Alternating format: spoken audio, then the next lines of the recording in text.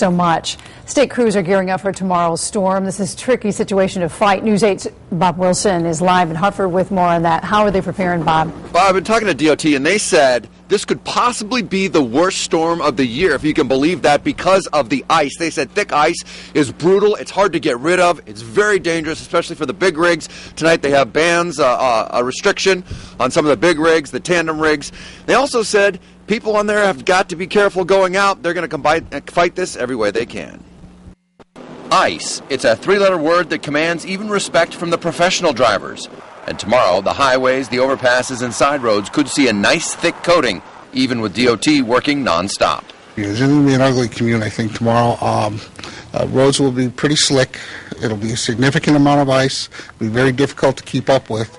We'll have every one of our trucks and contractors out there. Now, while tonight the blades are scraping all the highways clean and getting rid of the snow, the most important tool tomorrow will be this ground air temperature sensor. You can see up here it says 27 degrees in the air, about 23, 22 degrees on the ground. That's important because they need to know what the temperature is on the highway to know how much salt to put on. We're going to try to scrape it down and apply material, salt, to try to get the ice melted. But again, it's going to be a very significant, probably the worst storm we're going to have this year from what I've been told. And DOT is learning from the last nasty ice storm to try and improve your rush hour commute tomorrow. They have asked the Motor Transport Association for a ban on all tandem tractor trailers from midnight to 4 p.m. Last time we had a significant snow and ice event, there were a lot of the tandems that were getting stuck on the hills.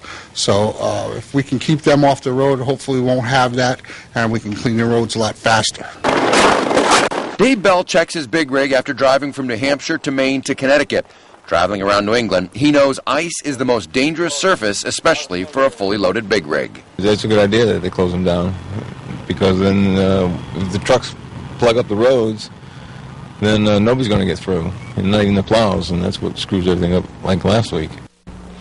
Now, while DOT is saying this could be worst storm of the year so far this season, they're saying they're also taking all the knowledge from the past storms and putting it together. Not only have they put a ban or a restriction on the tandems, they're also getting out there salting and sanding pretty early. They've already scraped it clean. They're pre-treating it with the brine and the salt, getting it down ahead of time. So once that sleet, ice, and rain start mixing together on the roads, they'll be ready for it out in full force.